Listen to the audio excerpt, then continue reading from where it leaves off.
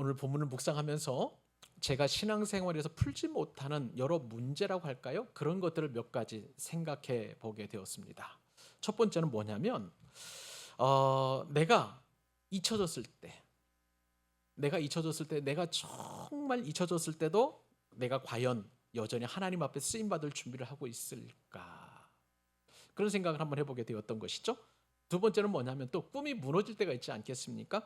또 고난의 한가운데를 지나가게 되면 우리가 낙심하고 또 좌절하게 되는데, 그런 가운데서도 자, 삶을 어떻게 해석해내고 있는가? 고난이나 환경이 어려운 것에 대한 그것이 문제가 아니라 그것을 내가 어떻게 해석하고 있는가, 그런 고민을 좀 제가 깊이 하게 되었던 것이죠. 또 세 번째 질문은 뭐냐면, 지금 섬기는 그 일이 지옥 같은 그런 일이라 할지라도 여전히 하나님의 뜻을 순종하며 살고 있는가. 마치 우리가 수인이 간증을 들으면서 어려서부터 피아노 반주, 그게 참 쉽지만 않았다는 것이죠. 그런 상황 속에서 나는 여전히 하나님의 뜻을 품고 있는가, 굉장히 중요한 질문이고, 이것이 비단 저만의 질문이 아니라 누구나 한 번쯤은 다 생각해 볼 만한 그런 질문이라고 한번 생각해 보게 됩니다. 자, 여러분 말씀을 드린 것처럼 지금 요셉은요, 20대 인생의 황금기라고 할 수 있는 그 시절을 감옥에서 보내고 있지 않습니까? 그러한 요셉의 인생을 제 인생의 황금기와 한번 비교를 해보게 되었습니다. 저는 20대에 정말 화려한 그런 시절을 보냈더라고요. 그리고 30대까지. 제가 인생의 그 황금 시절을 쭉 해서 되돌아보면 저의 어떤 직장 생활할 때 11년 기간이라고 할 수가 있겠습니다. 그때는 정말 기자로서 진짜 그 많은 그런 어떤 제가 어떤 의지하고 또 생각했던 것들, 또 내가 또 바랐던 것들을 다 이루는 그런 시절이었다고 생각이 됩니다. 그도 그럴 것이요. 기자라는 어떤 직함을 가지고 전화를 하거나 혹은 컨택을 하게 되면 정말 못 만날 사람이 없는 것 같아요. 지금도 기억나는 분이 그때 당시에 뭐 국방부 장관이었던 어떤 장로님을 제가 만나서 또 현직 장로님이시고 또 국방부 장관이었는데 그분을 만나서 인터뷰를 했던 기억이 나고요. 뭐 교육계면 교육계, 대학교 교수님, 또 대학교 총장님을 비롯해서 그런 분들 다 만나게 되었고, 또 영화인, 예술인, 탤런트, 뭐 각양각각에서 활약하는 평신도 사역자들을 다 만나면서 취재하고 또 글을 쓰게 되었습니다. 정말 그때는 진짜 행복했던 그런 시절이었고요. 또 굉장히 의미 있는 그런 시절이기도 했습니다. 무엇보다 제가 가장 좋아했던 것은 뭐냐면 영적인 거장들을 만나는 그런 시간을 가졌다는 거예요. 여러분들 혹시 기억하실는지 모르겠습니다만 살아생전에 제가 한경직 목사님을 만났습니다. 굉장히 또 개인적으로 영광스럽게 생각을 하고요. 또 아처 트로이라고 해서 저 강원도에 보면 횡성에 예수원이라는 곳이 있는데 그 예수원을 설립한 대천덕 신부님도 만나게 되어서 그분들의 어떤 하시는 말씀들을 들으면서 굉장히 깊은 영적인 공감을 또 깨달았던 적이 있었던 것이죠. 어디 그뿐인가요? 또 선교사님들, 세계에서 뭐 기라성 같은 선교사님들 한국에 잠시 귀국하시면 또 그분들을 만나서 인터뷰하고 기사도 쓰고 했던 그런 일들이 많이 있었었고요. 또 생각을 해보니까 저 그 미국의 유명한 시카고에 있는 굉장히 큰 교회가 윌러 크릭 교회라는 교회가 있는데요. 그 교회를 담임했던 빌 하이벨스 목사님 같은 세계적인 어떤 그런 목사님들도 만나게 되었고, 우리나라에서도 뭐 유명한 목사님들 계시죠. 뭐 사랑의 교회 옥하는 목사님, 뭐 온누리교회 하용주 목사님, 그리고 또 뭐 지구촌교회 이동훈 목사님, 뭐 이런 어떤 기라성 같은 그런 목사님들을 만나서 기사도 쓰고 또 그리고 또 취재했던 그런 경험들, 제가 행복했던 시절로 생각이 됩니다. 자, 그런데 이렇게 행복하고 즐거웠던 시절을 보내고 이제 신학교에 진학을 하게 되었어요.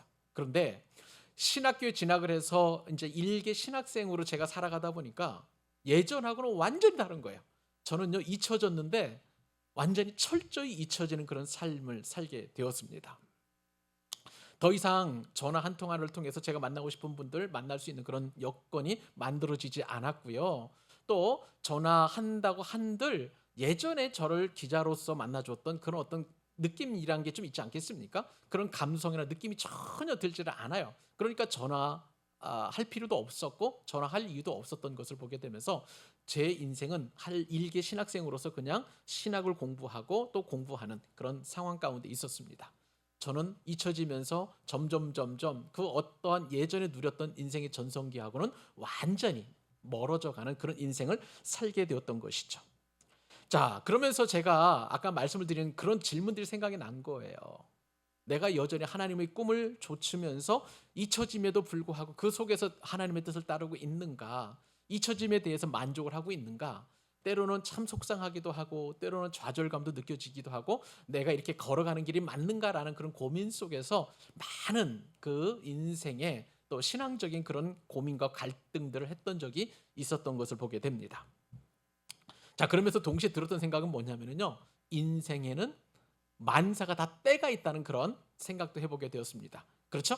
그렇기 때문에 솔로몬은 전도서를 통해서 이렇게 우리에게 말씀해 주십니다. 범사에 기한이 있고 천하 만사가 다 뭐가 있다고요? 때가 있나니.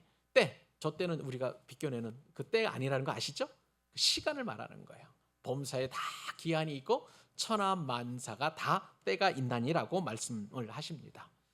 여러분, 그러면 우리의 모든 것들이 다 때가 있다는 거예요. 기쁠 때도 있고 슬플 때도 있고 우리가 좌절하고 낙심할 때도 있지만 다시 회복하고 일어서는 때도 있을 뿐만 아니라 또 우리가 기도 응답받는 때도 있고 응답받지 못한 그런 때도 있고 우리가 열심히 주를 위해서 살겠노라고 다짐하는 때가 있고 때로는 첫사랑이 식어져서 냉랭한 그런 삶을 살아가는 그런 때도 있다는 것을 성경은 인정하고 있는 것입니다. 근데 분명한 것은요, 우리가 확실히 붙잡아야 될 것은 하나님의 섭리의 때입니다.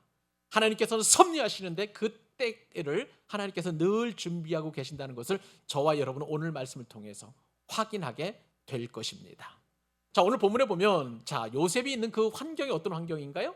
감옥에 갇혀 있습니다. 여러분 생각을 해보세요. 요셉이 잘못을 해서 죄를 지어가지고 감옥에 갇혔다면 그래도 우리가 인정할 만합니다만은 당연히 그럴 수 있겠다라고 그렇게 생각을 해보겠습니다만은 우리가 누누이 말씀을 살펴본 것처럼 요셉은 보디발 아내의 그 유혹을 물리친 그 대가로 지금 누명을 쓰고 감옥에 갇혀 있는 그런 상황 아니겠습니까? 자, 이런 상황 속에서 요셉은 잊혀져 가는 것이고요. 또 우리도 생각을 해보면 신앙생활을 하다 보면 때때로 하나님께 잊혀져 가는 것은 아닌가라는 의심이 들 때가 있어요. 어느 때일까요? 내가 죄를 지을 때 혹은 내가 하나님과 친밀하지 못하다고 느껴질 때가 분명히 있다는 거예요. 바쁜 일상이라든지 아니면 하나님에 대해서 관심이 없다든지 또 그런 면으로 인해서 점점 우리가 하나님과 친밀감에서 멀어져 갈 때는 아, 내가 하나님으로부터 잊혀져 가고 있는 것이구나 라고 그렇게 생각을 할 수 있다는 것이죠. 근데 오늘 말씀을 잘 묵상해 보니 사랑하는 여러분, 하나님께서는요 그 어느 순간에서 우리를 떠나지 않는다는 사실을 여러분 믿으시기 바랍니다. 오늘 말씀을 여러 말씀을 들을 텐데 아, 내가 이 순간에도 내가 가장 고통스러운 순간에도 내가 가장 힘겨운 순간에도 그리고 마치 내가 잊혀져만 가는 사람들로부터 하나님으로부터 잊혀져 가는 그런 순간이라 여겨질 때도 분명한 것은 하나님은 우리를 떠나지 아니하시고 하나님께서는 분명하게 우리의 삶을 인도하시고 준비하시고 계획하시고 그리고 주장하신다는 사실입니다. 그러므로 여러분, 도무지 길이 보이지 않을 때와 같은 그때, 고난의 한가운데를 지나고 있는 그때, 그리고 아무런 영적 무감각, 감각이 없이 그냥 그 일상적인 그런 삶을 바쁜 듯이 살아가는 그러한 때일지라도 분명한 것은 하나님은 절대 실수하지 아니하시고 하나님의 큰 은혜와 능력과 섭리를 준비하시며 하나님의 때가 되면 그 놀라운 섭리를 드러내신다는 것입니다. 왜요? 우리가 오해하든 안 하든 우리가 하나님을 어떻게 생각하든지 간에 하나님은 우리보다 더 크신 분이시기 때문에 그렇습니다. 내가 생각하는 것 그 이상으로 더 크게 생각하시고 더 크게 인도하시며 더 크게 배려하시는 그 하나님을 이 시간 저와 여러분이 만날 수 있기를 우리 주님의 이름으로 축복합니다. 자, 오늘 제목이 하나님은 나보다 어떻다고요? 크시다. 자, 크신 하나님이 이제 우리에게 쫙 펼쳐지게 될 텐데 그러면 하나님께서는 어떻게 우리보다 크신지 크신 하나님께서는 나에게 보여주신다는 사실이에요. 굉장히 중요합니다. 같이 한번 따라서 해보실래요? 나보다 크신 하나님은 보여주신다. 보여주신다는 거예요. 보여주신다는 거. 자, 오늘 본문에 이제 들어가면 요셉은 꿈꾸는 사람이에요. 그런데 꿈꾸는 사람일 뿐만 아니라 그 꿈을 해몽하고 해석하는 그런 사람이었습니다. 감옥에서 애굽의 그 바로 왕의 술 맡은 관원장과 떡 맡은 관원장의 꿈을 이제 해몽을 해주게 되었는데, 이제 그런 상황 속에서 해몽하기 이전에 그들이 느꼈던 것은 뭐냐면 근심이었어요. 정말 지난밤에 불길한 꿈을 두 사람 똑같이 꾸게 되었는데 이것이 얼마나 불길한지 해석할 길이 없어서 얼굴에 근심이 생겼고요. 그 얼굴에 근심 있는 것을 요셉이 보고 물었잖아요. 그랬더니 자, 술 맡은 관원장과 떡 맡은 관원장이 그 해석은 하나님께 있나이다, 나에게 말씀해 주소서라는 그 이야기를 듣고 이제 꿈을 이야기하는 장면이 오늘 본문이라고 할 수가 있겠습니다. 여러분, 오늘 본문 자 9절로 13절은 여러분들이 읽어주시고요. 제가 16절로 19절까지 한번 읽어보도록 하겠습니다. 자, 한번 여러분들 9절로 13절까지 읽어주세요. 시작. 술 맡은 관원장이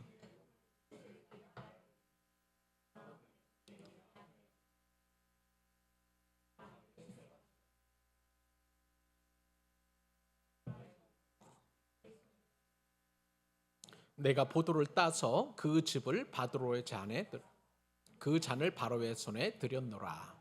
요셉이 그에게 이르되 그 해석이 이러하니 세 가지는 사흘이라. 지금부터 사흘 안에 바로가 당신의 머리를 들고 당신의 전직을 회복시키리니. 자, 이번에는 제가 16절로 9절까지 읽어봅니다. 떡 굽는 관원장이 그 해석이 좋은 것을 보고 요셉에게 이르되 나도 꿈에 보니 흰떡 세 광주리가 내 머리에 있고 맨 윗 광주리에 바로를 위하여 만든 각종 구운 음식이 있는데 새들이 내 머리에 광주리에서 그것을 먹더라. 요셉이 대답하여 이르되 그 해석은 이러하니 새 광주리는 사흘이라. 지금부터 사흘 안에 바로가 당신의 머리를 들고 당신을 나무에 달리니 새들이 당신의 고기를 뜯어 먹으리이다 하더니. 여러분, 이 말씀을 이제 창세기 읽다 보면 굉장히 재미있는 이야기들, 내용들이 많다가 이 꿈 얘기하다 보면 특히 이 창세기 40장에서 이 지루하게 길게 나열된 이 꿈 이야기를 우리가 듣다 보면 좀 뭐라 그럴까요? 지루하다라는 그런 생각이 없지 않아 듭니다. 그런데 이 꿈을 잘 분석하고 이 말씀을 연구해 보면 야, 하나님께서 이 과정 속에서도 아주 섬세하고 세밀하게 인도하시는구나라는 것을 우리가 알게 됩니다. 자, 우선은요, 어떤 면에서 그런 거냐면 자, 하나님께서는 술 맡은 관원장과 떡 맡은 관원장의 꿈을 섭리하시게 되는데 일단은 첫 번째 섭리는 뭐냐면 두 사람이 같은 날에 꿈을 같이 꾸었다는 거예요. 그죠? 생각을 해보세요. 자, 부부지간이라 할지라도 꿈을 꾼다라는 것은 제가 꿈을 꾸면 제 아내가 못 꿀 수도 있는 것이고 제 아내가 꿈을 꾸면 저도 또 못 꿀 수도 있는 것이고 요즘은 제가 도통 꿈을 꾸지 않는데요. 그런 일이 있을 수 있는데 생각을 해보세요. 똑같은 시간에 똑같은 그 하룻밤에 그렇게 두 사람이 꿈을 꾼 것은 하나님께서 두 사람의 꿈을 섭리하신 것이에요. 이게 첫 번째 이제 하나님께서 인도하시는 그런 과정이라고 할 수가 있겠고요. 또 하나는 뭐냐면 자, 술 맡은 관원장의 그 꿈의 내용은 해석하는 과정 속에서 좀 살펴보겠습니다만 굉장히 긍정적이에요. 대신 떡 맡은 관원장, 이 떡은 우리가 얘기하는 한국에서 먹는 떡이 아니라는 거 말씀드렸죠. 빵입니다. 이 빵을 굽는 관원장의 꿈은 굉장히 부정적이에요. 자, 그런데 누가 먼저 요셉에게 이 꿈의 해몽을 봤습니까? 술 맡은 관원장이 아니면 떡 맡은 관원장이에요. 그렇죠. 술 맡은 관원장. 만약에 여러분 요셉의 해몽이 부정적인 꿈이 먼저 이루어지게 된다면 자, 그러면 아무리 긍정적인 그런 꿈이라 할지라도 용기를 내서 내 꿈을 해몽해 달라고 이야기할 수 있을까요? 아니에요. 그러니까 하나님께서는 먼저 긍정적인 꿈을 꾸었던 술 맡은 관원장의 꿈을 이야기하고 그 다음에 해몽을 듣게 하고 그리고 떡 맡은 관원장의 꿈도 좀 깨름직하지만 그래도 앞에 꿈 해몽이 너무 좋으니까 내 꿈도 좋은 의미가 있겠지 하고 그렇게 순서를 앞뒤로 이렇게 배열을 하게 된 거예요. 그러니까 이것도 하나님께서 꿈을 주장하시고 섭리하신 그런 내용이라고 할 수가 있겠습니다. 자, 그러면 더 하나님의 꿈이 얼마나 또 그 각 꿈에 섭리가 들어가 있는지 한번 살펴보도록 하겠습니다.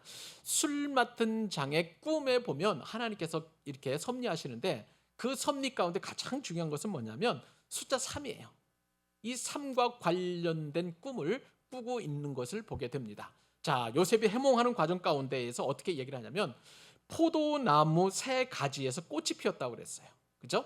그리고 그 포도송이를 맺자 그 포도를 따다가 이제 즙을 짜가지고 바로에게 바쳤다라고 하는 것이 이제 술 맡은 관원장의 꿈의 내용인데, 그런데 우리가 생각해 볼 때에 요셉이 어떻게 해몽을 하냐면요. 가지가 세 개라고 그랬어요.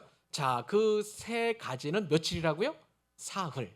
사흘 이후에 이제 술 맡은 관원장이 전직을 회복해서 바로에게 술을 바칠 수 있겠다라고 그렇게 이야기합니다. 근데 이 3이라는 숫자가 굉장히 중요해요.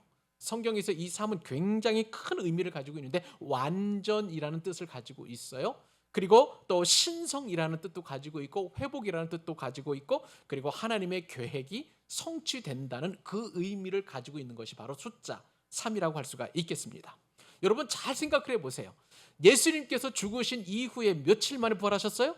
사흘 만에 부활하셨으니 이것은 죽음을 이기신 그 예수 그리스도의 완전함을 성경적으로 우리가 설명할 수 있다는 거예요. 또 여러분, 우리 하나님은 한 분이시지만 그러나 각 위가 달라요. 성부 하나님, 성자 하나님, 성령 하나님이. 그러니까 그것을 우리가 뭐라고 얘기하냐면 삼위일체라고 이렇게 이야기하잖아요. 그러니까 이 삼위일체에도 숫자 3이 들어가는 것을 우리가 볼 수 있습니다. 자, 무엇보다도 불순종한 선지자로 대표적인 사람이 바로 요나 선지자입니다. 근데 요나 선지자가 이제 하나님께서 가라고 하는 그곳으로 가지 않고 반대편에 다시스로 이렇게 도망치게 될 때에 그 풍랑이 일어가지고 배에서 떨어지게 되어서 어디 들어가게 되었냐면 물고기 뱃속으로 들어가게 되었어요. 자, 이 물고기 뱃속으로 들어간 이 요나가 며칠 동안 그 물고기 뱃속에 있었냐면 사흘 동안 있었습니다. 하나님의 심판의 삶, 그리고 하나님의 구원의 삶, 그 숫자도 우리가 알 수 있는 것이고요. 그리고 3위 회복인 까닭이 있습니다. 자, 베드로가 예수님을 몇 번 부인했을까요? 3번 부인했잖아요. 그런데 그 3번 부인한 그 베드로를 회복시키시기 위해서 부활하신 예수님에게 내가 나를 사랑하느냐? 몇 번 물으셨을까요? 3번 물으셨어요. 그러니까 이 숫자 3은 회복의 숫자라고 할 수가 있는 것이죠. 자, 그러면 여러분 오늘 말씀에서 이 술 맡은 관원장의 꿈에 나타냈던 세 가지 사흘이라는 것은 완벽한 회복과 그리고 완전한 하나님의 섭리가 드러나 있다는 것을, 그리고 하나님께서 그 3이라는 숫자 안에 그 꿈 속에서 주관하고 계셨다는 것을 우리가 알게 됩니다. 이것이 바로 하나님께서 술 맡은 관원장의 꿈을 주관하셨다는 그런 의미가 되는 거예요. 자, 떡 맡은 관원장도 한번 볼까요? 자, 이제 술 맡은 관원장의 해몽이 너무 좋게 나오니까 떡 맡은 관원장도 이제 굉장히 그 뭐라 그럴까요? 그 마음에 어떤 그 격려가 되어서 이제 과감없이 자신이 꾼 꿈을 그렇게 요셉에게 이야기합니다. 아, 이 떡 맡은 관원장, 떡 굽는 관원장도 이제 떡이 담긴 바구니라고 있다고 그랬어요. 흰 떡이니까 아마 흰 빵이겠죠? 이 바구니 3개가 머리에 이고 있었는데 이 바구니에는 바로에게 드릴 떡이 있었던 것입니다. 자, 그러면 술 맡은 관원장이 회복되었으니 자신도 회복될 것이라는 그런 해몽에 대한 그런 꿈을 가지고 그 좋은 어떤 생각을 가지고 있었을 거예요. 그런데 웬걸요? 요셉은 완전히 다른 그런 해석을 하는 것을 보게 됩니다. 자, 그런데 이 꿈 내용 가운데 조금 떡 굽는 관원장과 술 맡은 관원장이 좀 다른 내용이 있어요.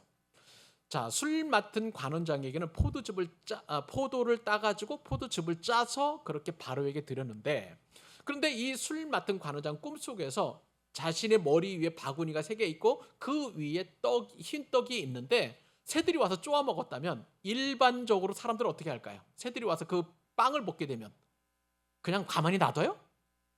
여러분들은 가만히 놔둘지 모르지만 저는 쫓아낼 것 같습니다. 그죠? 그런데 오늘 이 꿈의 내용에 보면 떡 맡은 관원장은 쫓아내지를 않아요. 자, 이것은 굉장히 좀 불길한 징조라고 할 수가 있겠습니다. 역시 3이라는 숫자 안에 또 하나님의 이 꿈에 대한 섭리가 들어있다는 것을 우리가 알게 되는데, 자, 여러분 이런 상황 속에서 요셉이 과감하게 해석을 합니다. 이제 3은 바구니 3개의 그 3은 사흘인데 이제 당신은 사흘 이후에 바로 왕이 이제 목을 쳐가지고 죽이겠다. 이제 그런 어떤 이야기를 하는 거죠. 여러분 한번 생각을 해보세요. 우리가 사람이 산다는 이야기는 잘할 수 있어요. 그런데 당신이 죽게 될 것입니다라고 그렇게 이야기한다는 굉장히 어려운 일이에요. 여러분 얘기할 수 있을까요? 뭐 다른 거 필요 없이 다른 사람에게 비교할 필요 없이 저를 생각을 해보니까 제가 예전에 신방 다니면서 위중한 환자들을 신방할 때가 참 많았어요. 뭐 호스피스 병동이라든지 아니면 정말 중환자실에서 이제 곧 숨을 거둘 만한 그런 분도 신방을 했고요. 그리고 참 놀라운 것은 제가 가서 임종 예배를 딱 드리고 축도했더니 숨을 거두신 그런 분도 계셨단 말이에요. 자, 그런데 그때마다 제가 신방 가서 하지 못한 그런 이야기가 있어요. 당신이 곧 예수님을 만나게 될 것입니다. 집사님은 곧 주님의 영광스러운 그 임재 앞으로 나가게 될 것이다. 한 번도 한 적이 없어요. 못 하겠더라고요. 당신이 죽게 되겠다는 사실을 어떻게 이야기합니까? 근데 오늘 본문에 보니까 요셉은 아주 과감하게 그리고 거칠 것 없이 그렇게 이야기하고 있습니다. 왜요? 하나님께서 요셉에게 해몽의 은혜를 주셨기 때문에, 하나님의 뜻이기 때문에, 하나님의 말씀이기 때문에 과감하게 그렇게 요셉은 그 꿈을 회몽할 수 있었던 것입니다. 이것이 바로 하나님의 놀라운 은혜이고요, 섭리라고 할 수가 있는 거예요. 이제 요셉의 그 해몽대로 그대로 이루어지게 될 것입니다. 술 맡은 관원장이 기쁜 마음으로 이제 하루 이틀 사흘을 보내게 될 그 상황이지만 떡 맡은 관원장은 아마 죽을 마실 거예요. 여러분, 우리가 인생을 살아가면서 사형 언도를 받았다고 한번 가정해 보십시다. 이제 당신은 사흘 만에 죽게 될 것입니다. 처참하게 죽게 될 것이고요. 그리고 당신의 머리는 새들이 와서 다 쪼아 먹을 것입니다. 라고 그렇게 이야기한다면 여러분, 하루하루 이제 식사를 하는 것이 밥이 넘어가겠습니까? 부들부들 떨릴 거예요.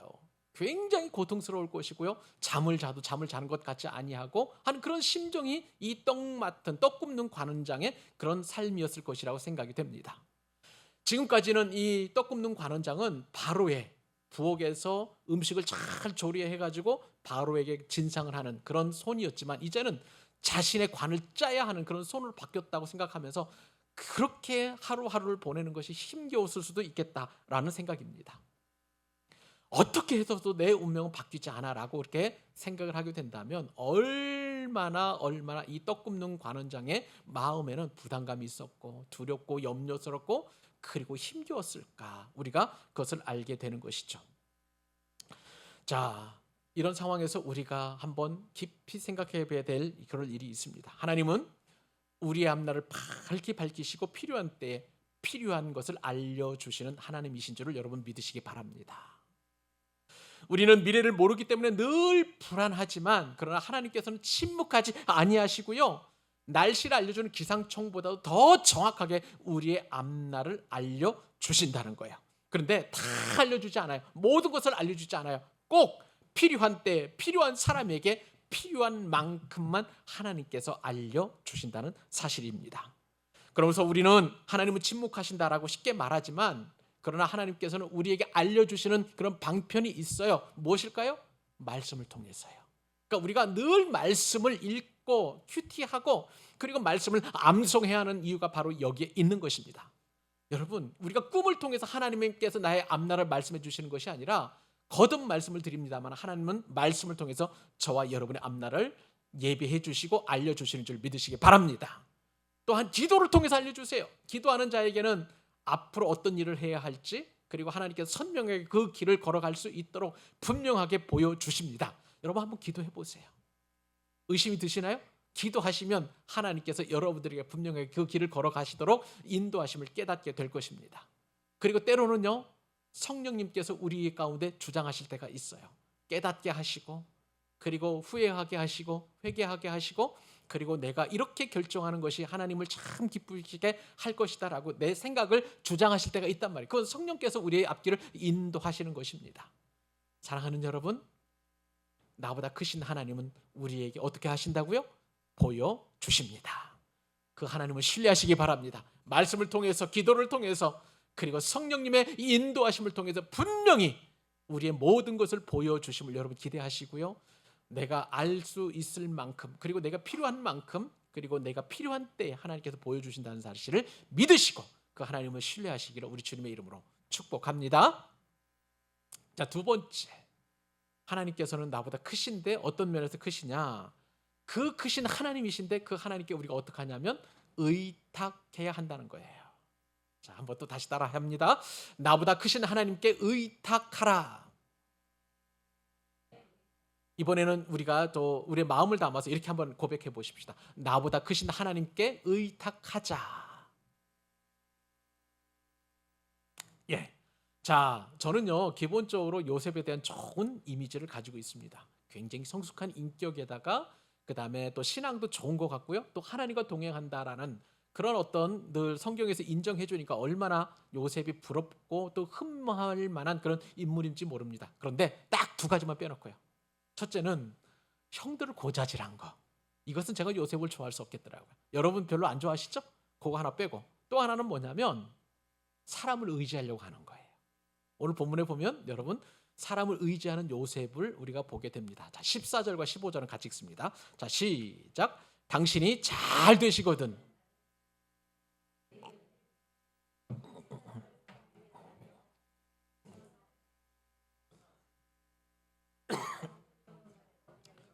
옥에 갇힐 일은 행하지 아니하였. 예, 우리는 이 본문을 읽고 이렇게 적용합니다. 사람을 의지하지 말라. 저만 그런 거 아니죠? 여러분들도 사람을 의지하지 말자라고 그렇게 적용하는 것 아니겠습니까? 자, 그도 그럴 것이 우리가 요셉처럼 어려움에 처하게 되면 지푸라기라도 좀 잡는 심정으로 사람을, 나를 도와줄 사람을 그렇게 의지하려고 하는 그런 마음이 우리 누구에게나 다 있잖아요.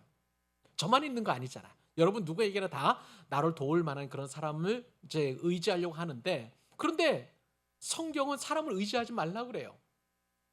여러분 보실래요? 시편 146편 3절에 보면 하나님께서 이렇게 우리에게 명령하셨습니다. 귀인들을 의지하지 말며, 귀인이라는 것은 귀한 사람들이라는 거예요. 그러니까 나를 도와줄 만한 그 어떤 높은 지위에 있는 사람, 돈 많은 사람을 의지하지 말며 도울 힘이 없는 인생도 의지하지 말지니. 사람은 우리를 도울 힘이 없다는 거야. 그러니까 의지하지 말라라고 성경에서 분명하게 말씀하십니다. 자, 그런데 제가요, 이렇게 정확하게 알고 또 하나님의 말씀도 알면서도, 그러면서 제가 오늘 본문을 묵상하면서 어떤 생각을 하게 되었냐면, 이렇게 너무나 상식적이고 이렇게 너무나 우리에게 말씀하신 그 명령에도 불구하고 왜 요셉은 사람을 의지하려고 했을까? 만약에 사람을 의지하지 않는 것이 하나님의 분명한 뜻이라는 것을 우리에게 알려주셨으면 요셉이 이렇게 사람을 의지하려고 하는 것을 기록하지 말았어야죠. 근데 성경이 그렇게 기록되어 있단 말이죠. 그러니까 우리는 단순하게 그냥 사람을 의지하지 말고 하나님만 의지하라는 그 이상의 의미가 이 본문 안에 들어있다는 것을 기본적으로 생각을 해야 하는 것입니다. 이 말씀은요, 세상에서 하나님의 자녀로 살아갈 때에 하나님을 의지하는 것과 또 세상을 의지하는 것 사이에는 그렇게 우리가 분별력 있게 두부 자르듯이 툭 잘라가지고 구분할 수 없기 때문에 하나님은 그런 우리의 연약함을 아시고 이 내용을 성경에 기록해 주셨습니다. 여러분, 우리가 이제 어떤 결정을 하다 보면, 또 어떤 일을 하다 보면 내가 할 수 있는 일이 있어요. 그렇죠? 그리고 내가 할 수 없는 일이 있습니다. 그리고 남이 할 수 있는 일이 있고 내가 할 수 없는 일이 있고, 그리고 나도 못할 일을 누가 하시냐면 하나님께서 하시는 거예요. 믿으시면 아멘. 그러니까 이것을 잘 생각을 해보면 내가 할 일은 내가 하면 되는 거예요. 성령님을 의지해서 지혜가 필요하면 지혜를 구하고, 또 은사가 필요하면 은사를 구하고, 내 손에 어떤 그 능숙함이 필요하면 그렇게 열심히 훈련하고 그 다음에 또 공부해서 그렇게 내가 능숙하게 처리하면 되는 거예요. 그렇죠? 근데 내가 할 일을 누구한테 남에게 떠맡긴다든가, 그 다음에 다른 사람이 할 일을 내가 가지고 온다는 것은, 이것은 안 되는 거예요. 맞죠? 예. 그래서 내가 할 일은 내가 하는 것이고 다른 사람이 할 일은 다른 사람이 해야 하는 것입니다. 쉽게 말하면 이런 거예요. 자, 우리 일애가 있고 일애 엄마 아빠가 있는데, 자, 여러분 엄마 아빠의 일을 일애가 하려고 한다고 하면 여러분 어떻게 하시겠습니까? 막잖아요. 하지 말라고 하잖아요. 일애가 가지고 엄마처럼 가서 부엌에서 이렇게 음식을 만든다, 칼 가지고. 그럼 여러분 다 말리실 겁니다. 그러니까 일애가 할 일이 아니라 이건 엄마가 해야 할 일이라는 것을 우리가 쉽게 잘 알 수 있는 거예요. 또 마찬가지로 우리가 할 일과 또 다른 사람이 할 일 그 이외에 하나님께서 반드시 하나님만이 하셔야 될 일이 있는 것입니다. 자, 그러면 여러분 우리가 하나님께서 하셔야 될 일을 내가 한다? 그것은 교만이고요. 그것은 또 악한 일이에요. 그렇기 때문에 우리는 이 일이 누구의 일인지 분별할 수 있는 지혜가 너무나 필요하다는 것을 알게 됩니다. 자, 그런데 이 말씀을 우리가 생각을 해보면서, 자, 내가 할 수 없는 그 일을 하나님께 부탁할 때가 있다는 말이죠. 그것을 일컬어서 하나님께 의탁한다라고 그렇게 이야기합니다. 왜냐하면 이것은 하나님께서 하셔야 될 그럴 일이기 때문에 그래요. 근데 여러분, 제가 지금 하나님께 의탁한다는 그런 말을 어느 본문에서 가져왔냐면 바로 이 14절과 15절. 술 맡은 관원장의 꿈을 해몽해 주면서, 자, 그 사람의 해몽이 좋은 것을 보고 자신을 의탁하는데, 이게 왜 하나님께 의탁하는 것이냐, 이것을 깊게 우리가 생각해 보자는 거예요. 한 네 가지 이유 때문에 그렇습니다. 첫 번째 이유는 뭐냐면요, 요셉은 자신에게 주어진 기회를 잘 선용하고 있는 것을 보게 됩니다. 그동안 요셉의 삶을 보니까 자신이 억울한 처지, 억울한 일을 당해서 지금 감옥 안에 들어와 있는데, 요셉은 자신이 당한 일을 떠벌리지 않았어요. 공개적으로 하지 않았어요. 대신 오늘 본문에 보니까 침묵하고 있다가 이제 술 맡은 관원장의 꿈을 해몽해 주면서, 술 맡은 관원장이 이제 관직이 복직되는 것을 생각을 해서, 그 복직되면 저를 좀 기억해 주세요라고 그렇게 이야기하는 것은 주어진 기회를 굉장히 잘 선용하는 그런 방법이라고 할 수가 있겠습니다. 하나님께서 그 술 맡은 관원장을 통해서 자신이 도움을 청할 수 있는 그 기회를 선용하는 요셉의 지혜를 우리가 생각해 볼 수 있다는 거예요. 첫 번째입니다. 자, 두 번째는 뭐냐면, 자, 요셉이 술 맡은 관원장에 부탁한 내용은 뭐냐면 자신을 기억해 달라는 거예요. 그래서 바로에게 아뢰가지고 이 집에서 나를 건져내 달라고 하는 그 단순한 부탁이었습니다. 쉽게 말하면 그 전에 있었던 여러 가지 그 일들을 이야기하지 않았어요. 쉽게 말하면 뭡니까? 이제 요셉의 형들이 자신을 팔아가지고 내가 이렇게 종으로 끌려왔습니다, 그 얘기 하지 않았죠? 그 형들의 명예를 지켜준 거예요. 그리고 보디발의 아내가 자신을 모함하고 유혹하다가 그걸 거절하니까 감옥으로 넣을 수밖에 없었다, 그 얘기도 하지 않았어요. 이것은요, 보디발의 명예를 지켜준 거예요. 그러니까 요셉은 정말 자신이 해야 할 몫을 아주 지혜롭게 그렇게 잘 이야기했다는 것이죠. 이게 두 번째, 또 하나님께 의탁하는 그런 증거라고 할 수가 있겠습니다. 세 번째 증거는 뭐냐면, 하나님의 사람으로서의 정체성을 여전히 가지고 있었다는 거예요. 자, 술 맡은 관원장과 떡 굽는 관원장의 꿈은, 자, 누가 해석한다고 요셉이 고백했냐면, 해석은 하나님께 있지 아니하니까. 그 이야기는 뭐냐면, 내가 하나님이 아니라, 내가 하나님으로서 꿈을 해석하는 것이 아니라, 그 해석을 하는 것은 하나님이시기 때문에 하나님의 주권을 인정하고, 그리고 하나님께서 알려주시는 그 해몽의 능력을 가지고 여러분들에게 그 꿈을 해석해 드리겠습니다라고 이야기하는 거예요. 자신은 하나님이 아니라는 거예요. 그러니까 나에게 이야기하는 것은 그 하나님께 그 물어보는 것과 같으니 나에게 그 꿈을 말씀해 주세요서라고 그렇게 이야기한 것이 하나님을 철저하게 의탁했던, 그렇게 요셉의 그런 모습이라고 할 수가 있겠습니다. 또 하나, 제가 결정적으로 이 내용이 하나님께 의탁하는 내용이라고 확신할 수 있었던 것은 뭐냐면, 하나님께서는요, 이 술 맡은 관원장에게 자신의 앞날을 부탁하는 요셉을 꾸짖으시고 책망하셨나요? 아니에요. 절대 그렇지 않습니다. 하나님께서 허용하셨다는 거예요. 하나님께서 허용하셨다는 거예요. 이 관원장은요, 이제 복직된 후에 2년 만에 이제 기억을 되살려내서 이 요셉을 감옥에서 끌어내어서 바로 앞으로 인도하는 굉장히 중요한 역할을 하게 되는 것입니다. 이것이 이제 요셉이 의탁했던 그 의탁이 이루어지는 순간인데, 제가 기가 막히게 깨달았던 것은 뭐냐면, 우리가 하나님을 의탁하는 방법 중에는요, 사람에게 의탁하는 것이 있을 수 있다는 거예요.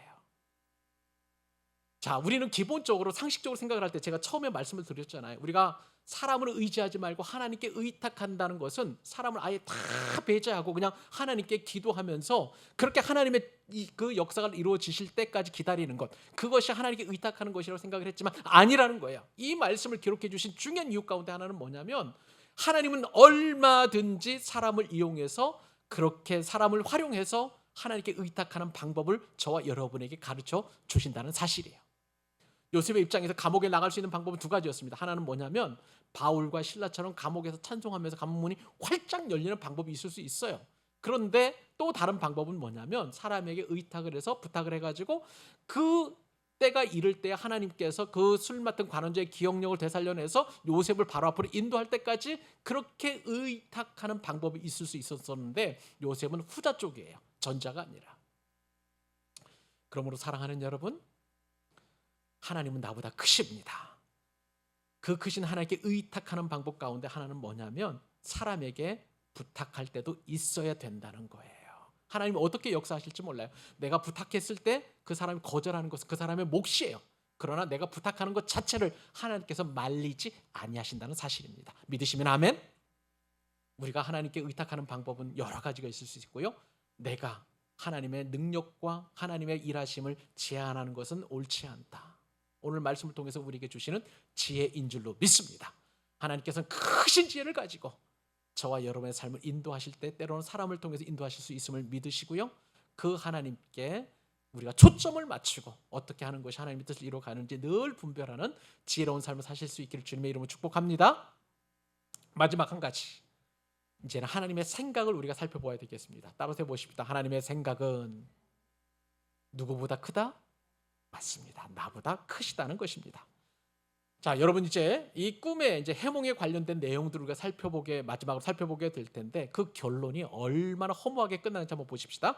자, 20절로 23절까지 넉 절 말씀 같이 또 합독합니다. 시작. 제3일은 바로의 생일이라. 바로가 그의 모든 신하를 위하여 잔치를 베풀 때에 술 맡은 관원장과 떡 굽는 관원장에게 그의 신하들 중에 머리를 들게 하니라.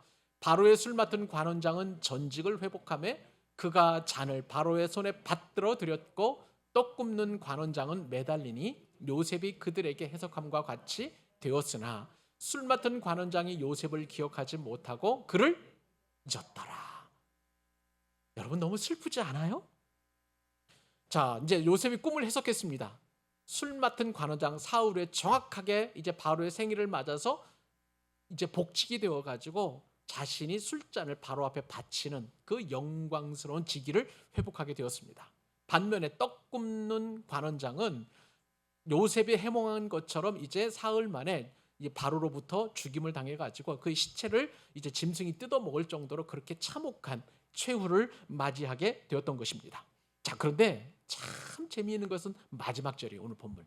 자, 이 떡 굽는 관원장 그렇게 요셉을 통해서 좋은 징조를 받고 또 요셉을 통해서 이제 그 은혜를 받았는데, 자 23절 제가 다시 한번 읽어볼게요. 술 맡은 관원장이 요셉을 기억하지 못하고 어떻다고요? 그를 잊었더라. 성경은요 강조합니다. 기억하지 못한 것, 그 다음에 잊었던, 똑같은 말이지만 그것이 얼마나 요셉에게는 큰 상처가 되었을지, 그 요셉의 모든 희망을 다 꺾어버리는 그런 상황이었기 때문에 술 맡은 관원장은 요셉을 기억하지도 못했고 그를 잊었더라. 이중으로 그렇게 강조하고 있는 것을 보게 됩니다.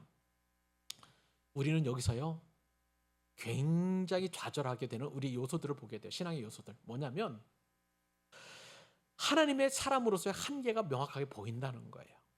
무슨 얘기입니까? 요셉은 하나님과 동행하는 사람 우리가 다 인정하지요? 자, 그러면 요셉이 하나님의 사람이라는 것 굉장히 중요한 그 징표 가운데 하나는 뭐냐면 남의 인생을 얘기해 준 거예요. 앞날을 얘기해 준 거예요. 그렇죠? 떡 굽는 관원장, 술 맡은 관원장의 인생이 어떻게 될 것인지를 자신이 그렇게 잘 설명해 주고 해몽해 주었지만 정작 자신의 앞날은 예측하지 못했다는 거예요. 이게 하나님의 사람으로서의 한계라고 할 수가 있겠습니다. 요셉이 그렇게 해몽을 해줄 때에 이제 술 맡은 관원장이 복직이 될 텐데 그러면 나도 곧 감옥에서 나갈 것이다라고 얼마나 기대에 부풀었을까요, 요셉. 그런데 무려 2년 동안 자신의 앞날은 철저히 잊혀졌던, 그리고 또 기억하지도 못했던 그런 삶을 요셉이 살아가게 되었다는 것이죠. 저는요 여기 하나님의 섭리가 있는 줄 믿습니다. 하나님께서는 일부러요 요셉을 숨기셨어요. 몇 년 동안? 2년 동안. 여러분 2년 동안 요셉은 어떤 삶을 살았을까요? 소망을 갖고 살았을까요? 내가 반드시 또 감옥에서 나가겠구나라는 그런 어떤 그 정말 희망에 찬 부푼 꿈을 가지고 살았을까요? 예전에 하나님 주셨던 그 꿈이 이루어질 것이라고 그렇게 예측하면서 날마다 그렇게 생기 있게 살아갔을까요? 저는 그렇지 않다고 봅니다. 요셉은 그 기간 동안 굉장히 고민하고 갈등하고 내가 할 수 있는 일이 도대체 무엇일까? 아무리 찾아봐도 없는 거예요, 감옥에서.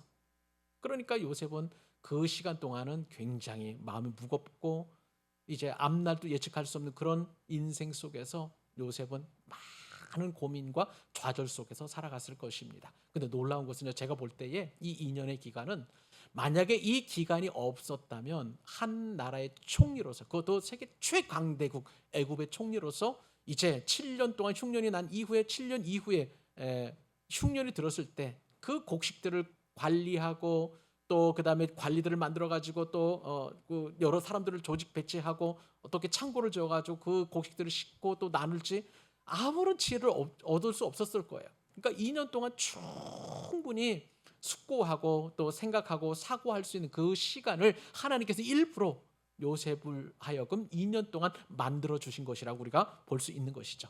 자, 그러면 여러분, 사람은 잊었지만 하나님은 잊지 않으셨던 거예요. 이것이 바로 하나님의 섭리임을 믿으시기 바랍니다. 사람의 기억은 흐릿하고요, 사람의 은혜는 얄팍합니다. 오늘 술 맡은 관원장이 그러한 모습을 보였잖아요. 우리 역시도 마찬가지예요. 저 역시도 사람들로부터 많이 인정을 받고 또 칭송도 받고 정말 그렇게 제 인생의 황금기를 보냈다라고 말씀을 드렸지만 지금은 다 잊혀진 과거의 일일 뿐이지만 놀라운 것은 제가 기억하고 또 기억하는 것은 뭐냐면요, 저의 그 잊혀진 그 기간 동안 하나님께서는 잊지 아니하시고 저에게 필요한 은혜들을 공급해 주시고 또 격려해 주시고 하나님의 뜻대로 선하게 인도하여 주신 줄로 믿습니다. 여러분의 앞길도 마찬가지예요. 여러분의 앞길도 마찬가지입니다. 내 인생은 이제 고통스럽고 잊혀지고 인정도 못 받고 하는 그런 인생이라 할지라도 여러분 걱정하지 마시고 고민하지 마시기 바랍니다. 사람은 잊을지라도 하나님은 잊지 아니하시고 세밀하게 오늘도 섭리하시는 줄 믿으시기 바랍니다. 왜요? 하나님의 생각은 내 생각보다 크기 때문에 그래요. 나는 지금 당장 술 맡은 관원장의 꿈을 해몽해 주었으니 바로 감옥에서 빠져나가는 것이 제 생각이지만 그게 요셉의 생각일 수 있겠지만 아니라는 거예요. 하나님은 2년 동안 요셉을 감옥에 묵히셨습니다. 하나님의 생각이 나보다 크시기 때문에 그런 것이죠. 오늘 마지막으로 이사야서 말씀, 하나님의 생각을 우리가 살펴볼 텐데요, 이 말씀 읽고 오늘 말씀을 갈무리하도록 하겠습니다. 이사야서 55장 6절로 8절 같이 읽습니다. 시작. 너희는 여호와를 만날 만한 때에 찾으라. 가까이 계실 때에 그를 부르라. 악인은 그의 길을, 불의한 자는 그의 생각을 버리고 여호와께로 돌아오라. 그리하면 그가 긍휼히 여기시리라. 우리 하나님께로 돌아가라. 그가 너그럽게 용서하시리라. 이는 내 생각이 너희의 생각과 다르며 내 길은 너희의 길과 다름이니라. 누구의 말씀이라? 여호와의 말씀이니라. 기도하겠습니다.